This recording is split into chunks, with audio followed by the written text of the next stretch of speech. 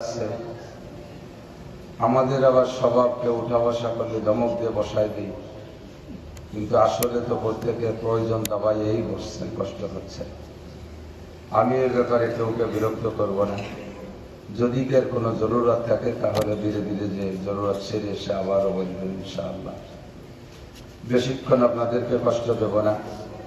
মাহফিল ওয়ালাদের জন্য যে রাত মাহফিল শোনে বা করে তাদের ওই একটা রাত পরের দিন তারা বিশ্রামে যেতে পারে, আরাম করতে পারে, বিরতি নিতে পারে। কিন্তু মাহফিলের সিজন শুরু হয়েছে, যারা নিয়মতান্ত্রিক বক্তা মাওলানা মাকসুদ সাহেব আরো যারা আছে, এরা প্রতি রাত্রে একটা দুইটা তিনটা করে প্রোগ্রাম করে, সারা রাত ঘুমায় না।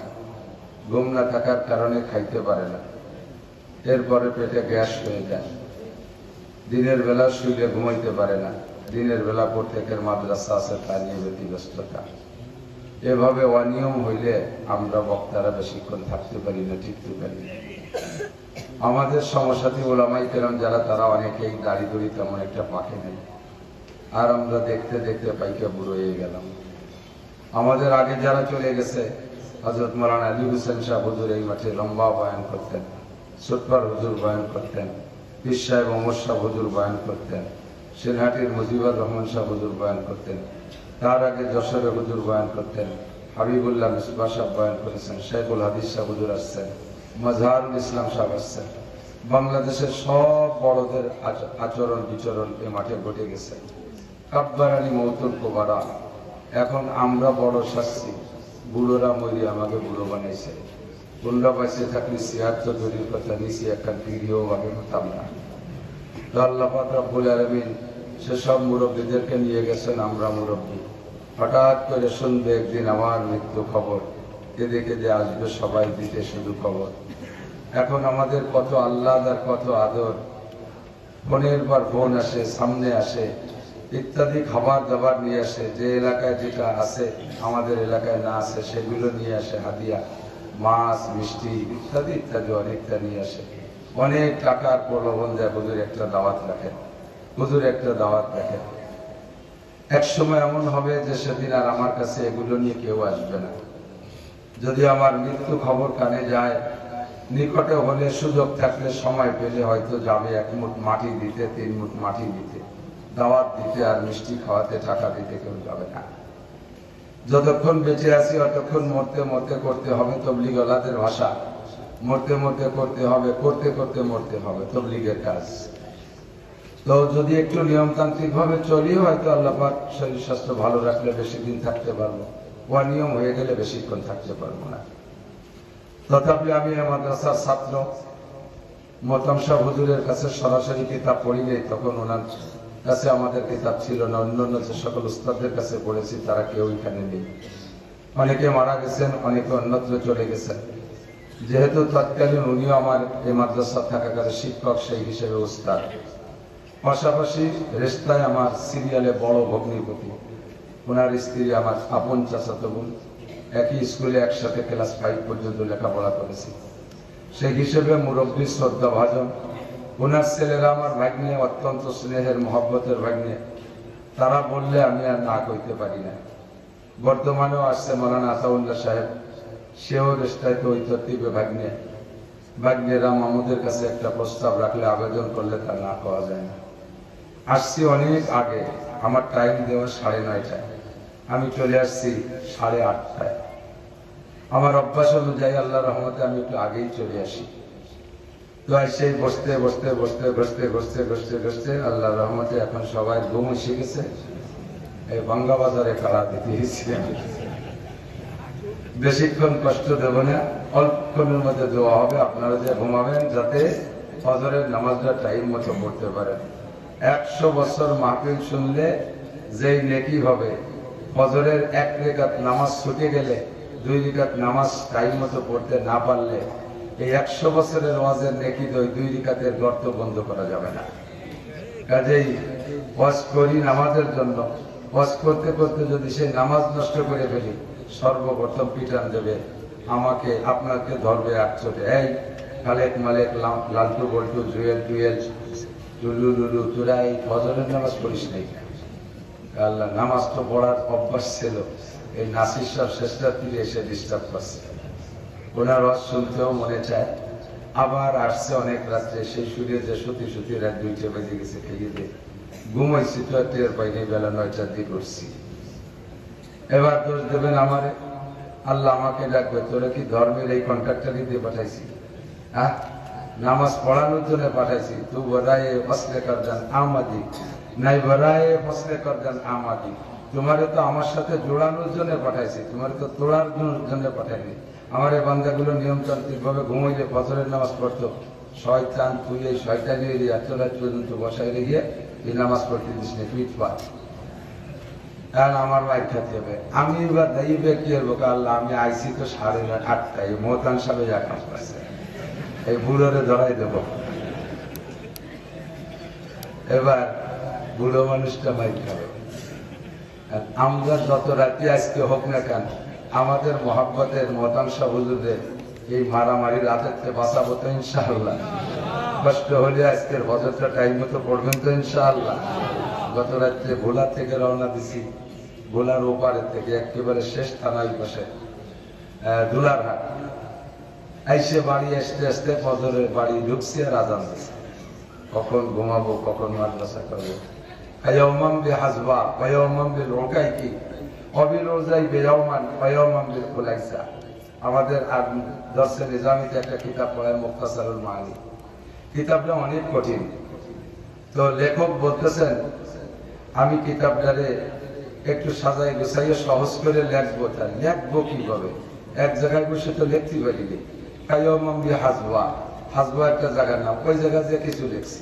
কায়াউমাম বিল উকাইকি, কয়েকদিন পরে উকাইকি গেছি, সে জায়গা যে কয় লাইন লিখছি। অবিল উজাইবে ইয়াউমান, উজাইবে যে একটু লিখছি। অবিল খুলাই অবিল উজাইবে ইয়াউমান কায়াউমাম বিল খুলাইসা, আবার কিছু খোলাইসাই যে লিখছি। কত জায়গা দৌড়ে দাঁড়ায় লিখতে লিখতে তার গুছাই গাছাইয়া সহজ করতে পারিনি বলে একটু কঠিন হয়ে গেছে। আমাকেও দৌড়ে এরকম, আজকে কুষ্টিয়া, কালকে ভোলা, পরের দিন চট্টগ্রাম, এরপরের দিন সাতক্ষীরা, এরপরের দিন রাজশাহী। এই চাল্লা বেল্লা দৌড়ির কারণে ওয়াজ যে আপনাদের গুছাই গেছে সুন্দর করে একটু কব, একটা ভর্তি যে আর একটা হয়ে যায়। শেষমেশ অবশেষে সংক্ষিপ্ত কথা হলো, আমাদের জীবন বিধান, আমাদের জীবন গড়ার জন্য আল্লাহ পাক রব্বুল আলামিন একটা সিলেবাস অবশেষে আমাদের জন্য নির্বাচন করে রেখেছেন। আমাদের জন্য একটা সংবিধান আল্লাহ তাআলা বাছাই করে রেখেছেন। সংবিধান বইয়ের নাম আল কোরআন। একটু বলবেন, বললেও নেকি আছে মহব্বতের সাথে। 104খানা আসমানি কিতাবের ভিতরে শ্রেষ্ঠ কিতাবের নাম কি? বাহক যিনি আমাদের কাছে নিয়ে আসছেন সৈয়দুল আম্বিয়া ও সৈয়দুল খুতাবা, ইমামুল আম্বিয়া ওয়াল মুরসালিন ওয়াল মালাকুত ওয়া ইমামুল আউয়ালিন ওয়াল আখিরিন। শুরু থেকে এ পর্যন্ত, এখন থেকে কিয়ামত পর্যন্ত সমস্ত নবী রাসূলদের নেতা, সমস্ত নবীদের নবী, রাসূলদের নবী, বিশ্ব নবী মুহাম্মদুর রাসূলুল্লাহ সাল্লাল্লাহু আলাইহি ওয়াসাল্লামের মাধ্যমে আল্লাহ তাআলা কিতাবখানা আমাদের কাছে পাঠিয়েছেন। কিতাবও যেমন কিতাবের বাহকও, ঠিক না? তো কিতাব যেমন কিতাবের বাহকও তেমন কিতাবের বাহকের উম্মতও তেমন। নবী আলাইহিস সালাতু ওয়াস সালাম বলেন, ময়দানে মাহশারে পরিস্থিতি যখন গুমসান হবে, কেমন পরিস্থিতি হয় যুবকরা আমাদের, পরিস্থিতি এমন হবে, আল্লাহ বলেন বিপদটা এত মহা বিপদ হবে, তাজাউ কুল্লু যাতি হামলিন হামলাহা। হাসরের মাঠের এই বিপদে ভয়ে অপ্রাপ্ত বয়সী যাদের এখনো গর্ভ পূর্ণ হয় নাই, 3 মাস 4 মাস 5 মাসে স্বাভাবিকভাবে গর্ভ নরমাল ডেলিভারি হয় না, এটা হলো অপ্রাপ্ত গর্ভবতী। এই অপ্রাপ্ত বয়সী গর্ভবতী মেয়েও যদি সেখানে থাকে, তাজাউ কুল্লু যাতি হামলিন হামলাহা, বিপদে আর ভয়ে তাদের গর্ভপাত হয়ে যাবে। ওয়াতারান নাসা সুকারা, আর মানুষের ভয়ে এমন একটা হালাত, সুকারা মদ খাওয়া মানুষের মতো। মদ খাওয়া মানুষ দেখছেন? মনে হয় দেখেন, আমি দেখি, আমার সাথে খুব সাক্ষাৎ হয়। বিশেষ করে যে আমাকে প্রযুক্তি বিশ্ববিদ্যালয় যে রাত্রি যাই, সে সময় দেখি যে 3-4 জনের শৈল ধরে আটতিছে, কুটি কুটি যাই। আমি আমার আগের ড্রাইভারে করে তো প্রায় 28 সময় ঝুল খাই কেন ওরা মাল খাইছে বলে তা লড়াই মাল খাইয়া। আমি মেশকাতের বছর অল্প কয়েকদিন পড়েছিলাম ঢাকা ফুলবাড়ি রাজফুলবাড়ি মাদ্রাসা, তো বিশ্ব রোডের গায়ে তো দেখতাম মাঝে মাঝে একদিন দেখছি একটা লোক মনে হয় 45-50 হবে বয়সটা চেহারায় বোঝা, বিশ্ব রোডের সাথে গাড় বাঁধাই দিয়ে ধাক্কাচ্ছে, এখানে শুয়ে ফাঁক হয়ে গেছে আর ধাক্কাচ্ছে আর পথ বদলতে আরো খানিক সবাই ফেলবো, ও বিশ্ব রোডে ঠেলতে ঠেলতে নিয়েছে আরো খানিক সবাই ফেলবে। এ হলো মদখোর। আল্লাহ পাক বলেন ওয়াতারান্নাসা সুকারা, মদখোরদের যে অবস্থা তোমরা ময়দানে মাহশারে মানুষকে ওই অবস্থায় দেখবা, মানুষ পাগল হয়ে যাবে। হ্যাঁ যুবক, মাথার 4 আঙ্গুল উপরে সূর্য, 1 মিলের 2টা তর্জমা, একটা হলো 1760 গজ 1 মাইল, আর একটা হলো সুরমাদানির শলাকে মিল বলে। তো 1760 গজ যদি হয়, এখান থেকে 9,30,00,000 মাইল দূরে সূর্য, তার তাপে কার্তিক মাসে তাই বাইরে বেশিক্ষণ থাকতে পারি না। আর এটা যদি 1 মাইলের এরিয়ার মধ্যে চলে আসে, আরো যদি মিল মানে সুরমাদানির শলা হয়, তাহলে মাত্র 4 আঙ্গুল মাথার উপরে সূর্য, পরিস্থিতিটা কেমন হতে পারে একটু ভাবেন তো। মাথার মগজ টকবক করবে, গরম পানি জাল দিলে যেমন টকবক করে থই থই করে ওরকম করতে থাকবে। পরনে কাপড় নাই, হোপাতান ওরাতান গোরলা, সে ময়দানে পরনে কাপড় নাই, পা খালি, পায়ে জোড়া স্যান্ডেল জুতো নাই। আমি কিছুটা আজ করেছি এবছর রমজানের পরে উমরায় যাইয়া মসজিদে নববীতে জুমার নামাজ পড়তে যায়, ভিতরে জায়গা পাইনি। পরে দেখলাম যে বাথরুমের ভিতরে লোক দাঁড়াইছে, চেষ্টা করলাম সে জায়গা থেকে দাঁড়ানো যায়নি, বাথরুমের সিঁড়ি টিড়ি গলি টলির ভিতর দিয়ে গামছা বিছে বিছে দাঁড়াই, ধাক্কা খাইতে খাইতে বাইরে আসছি। 2 রাকাত নামাজ পড়তে পারে আর মোটে মাটিতে রাখতে পারি না। ওখানে থেকে হাসরের মাঠ কিছুটা অনুভব করছি। এমন পরিস্থিতিতে মানুষ চিল্লাবে আর বলবে রব্বানা আখরিজনা মিনহা ফাইন শি'তা আদখিলনাল জান্নাতা ওয়া ইন শি'তা আদখিলনান নার। রব্বুল আলামিন, তোমার মনে চাইলে বেহেশতে দাও, তোমার মনে চাইলে দোজখে দাও। এই ময়দান থেকে বের করো, টিকতে পারতেছি না, থাকতে পারছি না। বিষের মতো দাবাইতে থাকবে আর চিল্লাইতে থাকবে, কাঁদতে থাকবে। রব্বুল আলামিন, তাড়াতাড়ি ফয়সালা করো। এমন জায়গায় থাকতে পারছি না, জান্নাতের বিবরণ যা শুনেছি সেখানে গেলে তো শান্তির শেষ নাই, জাহান্নাম শুনেছি তবে চোখে দেখি নাই। আমাদের বিশ্বাস এই মাহশারটা যেমন বিপজ্জনক, মনে হয় জাহান্নাম এত কঠিন হবে না। আখরিজনা মিনহা, বের করে দাও এখান থেকে। রব্বুল আলামিন তো তার নির্দিষ্ট সময়ের অপেক্ষা করতেছেন। কোন ব্যবস্থা যখন না পাইবে, মানুষ দৌড়াইয়া সকলে কয়েকজন করে পরামর্শ করবে, আরে ভাই কি করা যায়? আমাদের চিল্লা পাল্লা তো আল্লাহ পাক শুনতেছে না, কোথায় যাব? সকলে মিলে সংগঠন কইরা ঐক্যবদ্ধ পরামর্শ করে বলবে চলো যাই আমাদের আবুনা, আমাদের প্রথম আব্বাজি আদম আলাইহিস সালামের কাছে যাই। আব্বাজিকে দিয়ে আল্লাহ পাককে সুপারিশ করি, কোন লাইন হয় নাকি? সবাই যাবে আদম আলাইহিস সালামের কাছে, যে বলবে ইসমালানা ইলা রাব্বিনা, আল্লাহর কাছে আমাদের সম্পর্কে একটু বলেন, কোন একটা ব্যবস্থা আল্লাহ করুক। আদম আলাইহিস সালাম বলবে বাবা, আমি এ ব্যাপারে ক্ষমা প্রার্থী, আমি আল্লাহর কাছে যাবার মুখ নাই। কেন? আল্লাহ পাক আমাকে নিষেধ করেছিলেন লা তাকরাবা হাযিহি শাজারাতা ফাতাকুনা মিনাল যালিমিন। জান্নাতের ভিতরে আমার অবস্থান ছিল, আমাকে নিষেধ করেছিলেন এই গন্ধম গাছের কাছে যাইতে। আমি সে কথাটা ভুলে গিয়েছিলাম, শয়তানের ধোঁকায় পড়ে সে গাছের কাছে গিয়ে গন্ধম খেয়ে ফেলেছি। তাই তো আমি দুনিয়ায় চলে গেলাম, জান্নাত থেকে বের হলাম, আমার কারণে তোমরা বের হয়েছো। আমি যদি তোমাদের সুপারিশে যাই, আল্লাহ পাক আমাকে যদি সেই মামলায় অ্যারেস্ট করে ফেলে, কি করব? তো যাবো কোন জায়গা? একটু পথ দেখা দেন, আপনি পারবেন না, যাবো কোন জায়গা? আদম আলাইহিস সালাম বলেন ইযহাবু ইলা নূহ আলাইহিস সালাম, তোমরা নূহ আলাইহিস সালামের কাছে যাইতে পারো, তার একটা পার্সোনালিটি আছে। সারা দুনিয়া সব মানুষকে ধ্বংস কইরা দিয়া আল্লাহ পাক নূহ নবীকে নৌকায় করে বাঁচায় দিয়েছিলেন। তুমি তার কাছে তোমরা যাইতে পারো। সবাই মিলে নূহ নবীর কাছে গিয়ে বলবে, আপনি আদমের সানি দ্বিতীয় আদম, আমাদের জন্য আল্লাহর কাছে একটু বলেন। নূহ আলাইহিস সালাম বললেন, বাবা আমি এর ব্যাপারে ক্ষমা চাই, আমি একটা অন্যায় করে বসে আছি। আমি যখন নৌকায় উঠি, আল্লাহ আমাকে আমার পরিজনকে নৌকায় উঠানোর অর্ডার দিয়েছিলেন। আমার ছেলে কেনানকে আমার পরিবার ভুক্ত মনে করে আমি যে সন্তান, অবশ্যই যে আমার পরিবারের সদস্য, তাকে নৌকায় উঠানোর জন্য আমি বলেছিলাম।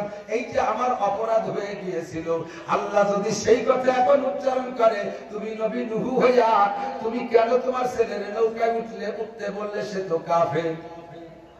এই মামলায় যদি আমারে ধরে, আমার জবাব দেওয়ার থাকবে না। আমার দ্বারা সম্ভব না, তা যাবো কোন জায়গা? যাবো ইলা ইব্রাহিম ওয়া মিল্লাতু আবিকুম ইব্রাহিম, তোমরা যাও তোমাদের জাতির পিতা ইব্রাহিম খলিলুল্লাহ আলাইহিস সালাম। ও মুসলমান, আমার বাংলাদেশের মুসলমান, আমাদের মুসলিম জাতির পিতার নাম কি? আরো জোরে, ভয় করে, জোর হলো না? ইব্রাহিম খলিলুল্লাহ। আঞ্চলিক জাতির পিতা ব্যস্ত চাকরি করে, কিন্তু আন্তর্জাতিক জাতির পিতা কে? ইব্রাহিম আলাইহিস সালাম, ঠিক কি না? ইব্রাহিম আলাইহিস সালামের কাছে সবাই যাবে, গিয়ে বলবে ইসমাইল ইলা রাব্বিনা, আল্লাহর কাছে সুপারিশ করেন, একটা ব্যবস্থা করুন। ইব্রাহিম আলাইহিস সালাম বলবেন, আমার দ্বারা সম্ভব না, আমি তিনটে মিথ্যে কথা কইছি। তিন মিথ্যে কথা যদি আল্লাহ তাআলা আমারে অ্যারেস্ট করে, তাহলে আমি তো ওই সালাতি তোমাকে 500 বছর চলে যাবে। আমি পারবো না। ইযহাবু ইলা মুসা আলাইহিস সালাম, মুসা নবীর কাছে যাও। সবাই দৌড়ে আসবে মুসা নবীর কাছে। মুসা আলাইহিস সালাম বলবে, বাবা আমি পারবো না, আমি ফিরাউনের বাবা ছিলে, এক শর্তে মেরে বেড়াইছিলাম, সেই মার্ডার কেসে রয়ে গেছি আমি। আইজো যদি আল্লাহ সেই কেসে আমারে অ্যারেস্ট করে, আমার বলার কিছু থাকবে না। যাবো কোন জায়গা? যে ডাউরি সেই ভেঙে যায়, যাবো কোন জায়গা? এই যাবো ইলা ঈসা রূহুল্লাহ, ঈসা আলাইহিস সালামের কাছে। ঈসা শুনছেন সবাই? ঈসা আলাইহিস সালামের কাছে সবাই যে বলবে, আপনি আমাদের জন্য একটা ব্যবস্থা করেন। সবাই ঠেলে ঠেলে আপনার কাছে পাঠাইছে। ঈসা আলাইহিস সালাম বলবে, বাবা আল্লাহর রাস্তায় মাফ চাই, আমার ওই জাতীয় কোনো সমস্যা নাই, কিন্তু আমার উম্মত আমার দালালি শেষ করছে। আমার উম্মত আমার আল্লাহ ছেলে কয়। ঈসা আলাইহিস সালাম কি আল্লাহ ছেলে? কতক্ষণ? খ্রিস্টানরা, ইহুদিরা, এই খ্রিস্টানরা, নাসারারা, এই নাসারা মানে খ্রিস্টান, আর ইহুদিরা মুসা আলাইহিস সালামের উম্মত। এই ইসরায়েলি বেনিয়ামিন নেতানিয়াহুর গোষ্ঠী, এরা হলো ইহুদি, এরা মুসা আলাইহিস সালামের অনুসরণ করে। আর আমেরিকানরা, পশ্চিমেরা, ইউরোপিয়ানরা, ওরা হলো নাসারা, খ্রিস্টান বেশি। এখনো ওরা ঈসা আলাইহিস সালামের ধর্ম নিয়ে পড়ে থাকে, এই তাদের আকীদা। তো ওরা কয় ঈসা আলাইহিস সালাম, ওয়াকালাতিন নাসারা মাসীহ ইবনুল্লাহ, ঈসা আলাইহিস সালামকে আল্লাহর ছেলে বলে। কয় আমার নামে এই অভিযোগ, এই দোষ দিয়ে বসে রয়েছে, আমি আল্লাহর কাছে গেলে আমি লজ্জা পাই, কাজে এটা আমার দ্বারা সম্ভব না। হয়তো মর মরে কি যাবো, মরাও তো জায়গা নেই, এখন যাবো কোন জায়গা? ইযহাবু ইলা মুহাম্মাদিন সাল্লাল্লাহু আলাইহি ওয়াসাল্লাম। সবাই মিলে মুহাম্মদ সাল্লাল্লাহু আলাইহি ওয়াসাল্লামের কাছে যাও, উনি যা কবে তাই শুনবে। উনার একটা আল্লাহ আছে, আলাদা, উনার একটা বেটিও পাওয়ার আছে, উনি যা বলবে আল্লাহ তাই শুনবে। সবাই চলে আসবে আমাদের নবীর কাছে, বলেন না সুবহানাল্লাহ। এবার নবী আলাইহিস সালাতু ওয়াসসালামের কাছে আসলে হুজুর আলাইহিস সালাম আল্লাহ পাকের কাছে সিজদায় পড়ে যাবে, রব্বি হাবলি উম্মতি, রব্বি হাবলি উম্মতি, রব্বি হাবলি উম্মতি। রব্বুল আলামিন তুমি আমার উম্মতকে ক্ষমা করো, আমার উম্মতকে বাঁচাও। আগে নিজের উম্মতের কথা বলবে, আগে নিজের উম্মতের কথা বলবে। আপনাদের সেই মাঠে এমন একটা মর্যাদা হবে, কোন নবী রাসূলের সাথে আল্লাহ পাক কতক্ষণ কথা বলবেন না। হুজুরে পাক সাল্লাল্লাহু আলাইহি ওয়াসাল্লাম নিজেই বলেছেন, যতক্ষণ পর্যন্ত আমার একটা উম্মতের ফয়সালা বাকি থাকবে, অতক্ষণ পর্যন্ত আল্লাহ আদম, ঈসা, ইব্রাহিম, মুসা কোন নবীর সাথে কথা বলবেন না। আপনাদের একটা ফয়সালা হয়ে যাওয়ার পরে অন্যান্য নবীদের সাথে কথা বলবে। একটু বলেন না সুবহানাল্লাহ। আমাদের নবীরা যেমন, নবীর উম্মত এরকম দামি, তাদের জন্য আল্লাহ পাক সংবিধান বই দিয়েছে সেরকম দামি শ্রেষ্ঠ কিতাব কোরআন। এই কোরআন শরীফকে 30টা পাড়ায় বিভক্ত করা হয়েছে। সূরার সংখ্যা 114টা, আয়াতের সংখ্যা 2 রকম গণনা। আয়েশা রাদিয়াল্লাহু তাআলা আনহার গণনা মতে 6236, হযরত আলী রাদিয়াল্লাহু তাআলা আনহুর গণনা মতে 6666। আয়াতগুলো যারা পড়েছে